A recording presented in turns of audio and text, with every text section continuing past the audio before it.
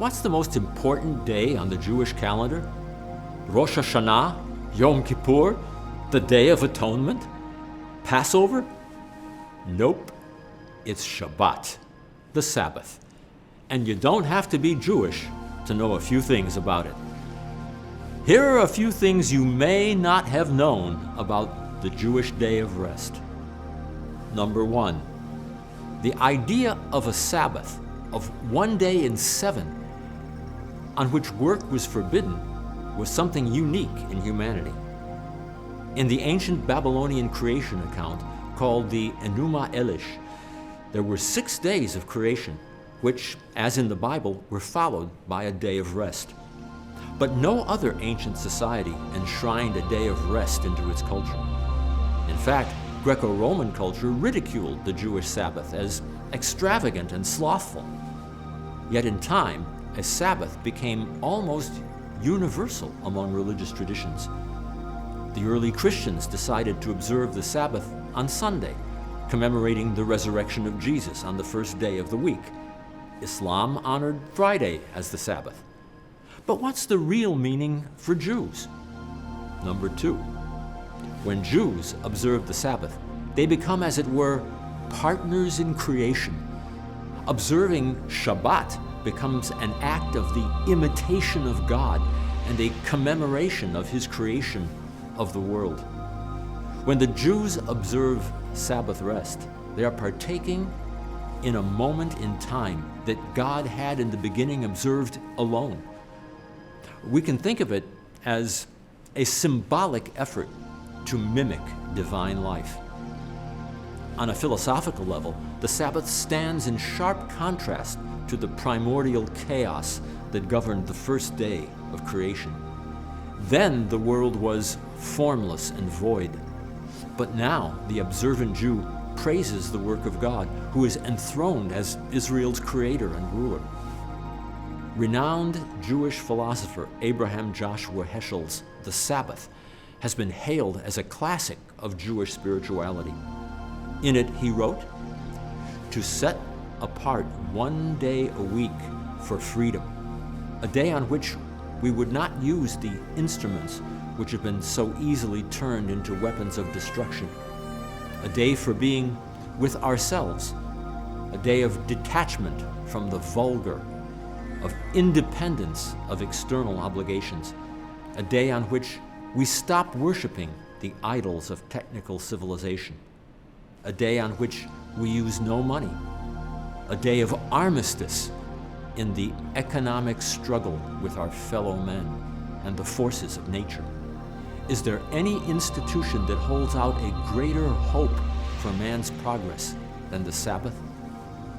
The solution of mankind's most vexing problem will not be found in renouncing technical civilization, but in attaining some degree of independence from it."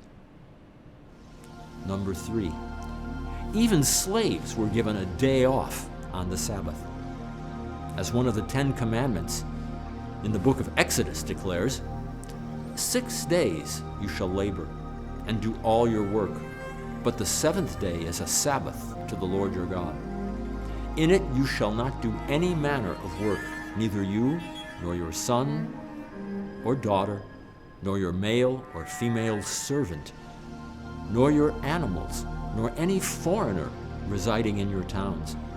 For the Lord blessed the Sabbath day and sanctified it. In Deuteronomy, the Sabbath had been designed to give everybody, slaves included, a day of rest and to remind the Israelites of the Exodus when they too had once been slaves.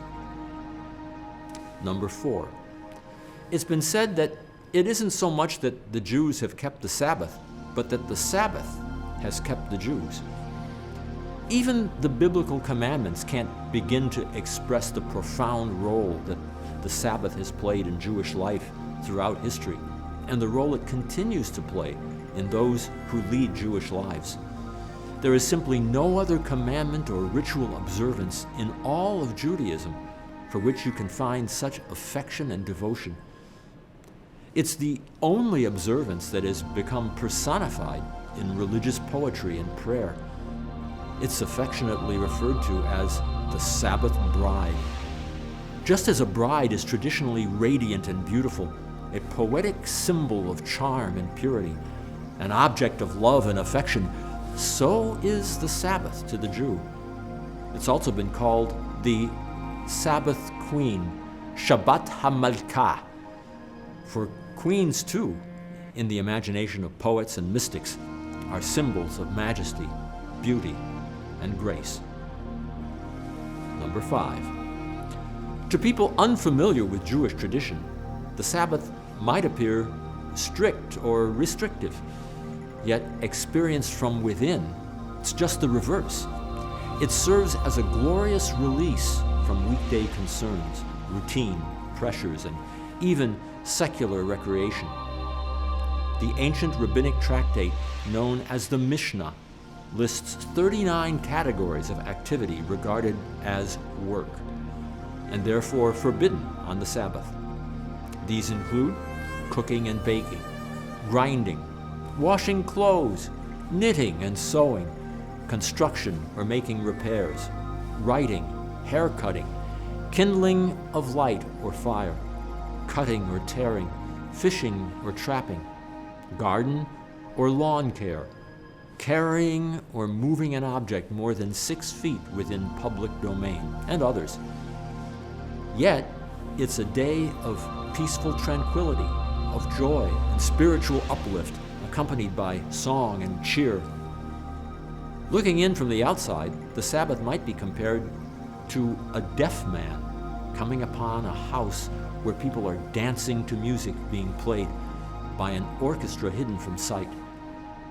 Not hearing the music, the deaf man might mistake the dancers for a group of madmen, for he does not hear the music to which they dance. Only when experiencing the Sabbath from the inside can someone realize that what was thought as burdensome is really deliciously desirable and eagerly awaited. And so the Jewish commentary known as the Midrash depicts the world to come as an unending, eternal Sabbath day. In tradition, it is the obligation of the woman of the house to usher in the Sabbath by lighting traditionally 2 Sabbath candles, about 20 minutes before sundown. They represent the 2 commandments: remember, Zechor, the Sabbath day, and observe, Shemor, the Sabbath, to keep it holy. Women, after all, are the ones who bring life and light into the world. Only when a woman is not available is a man to light the candles himself. The special table set for the Sabbath should contain 2 unsliced Sabbath loaves known as challah, covered by a napkin or cloth, as well as a kiddush or kiddush cup for wine. There's a Friday evening synagogue service known as Kabbalat Shabbat, the welcoming of the Sabbath. Upon returning from synagogue, it's customary for the family to gather around the Sabbath table and sing the traditional Shalom Aleichem.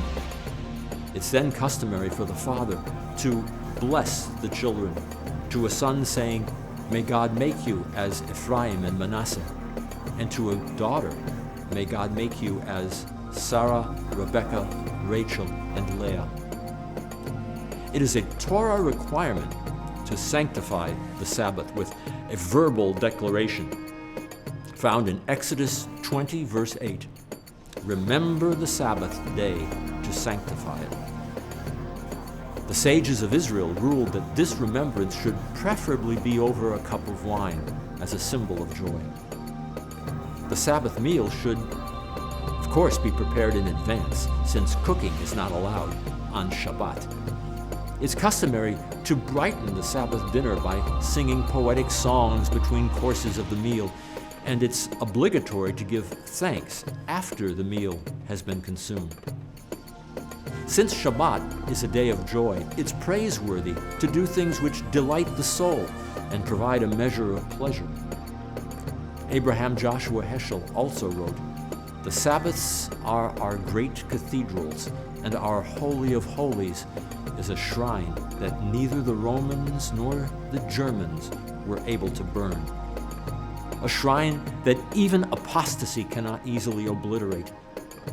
When history began, there was only one holiness in the world, holiness in time. When at Sinai the word of God was about to be voiced, a call for holiness in man was proclaimed. Thou shalt be unto me a holy people. It was only after the people had succumbed to the temptation of worshiping a thing, a golden calf, that the erection of a tabernacle of holiness in space was commanded.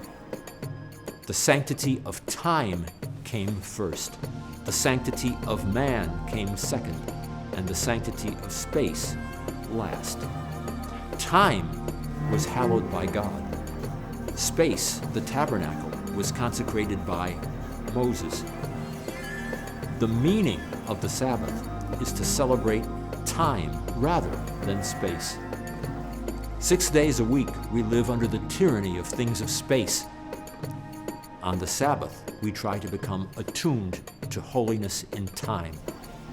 It is a day on which we are called upon to share in what is eternal in time, to turn from the results of creation to the mystery of creation, from the world of creation to the creation of the world. That's the importance of Shabbat. And those are a few things you may not have known.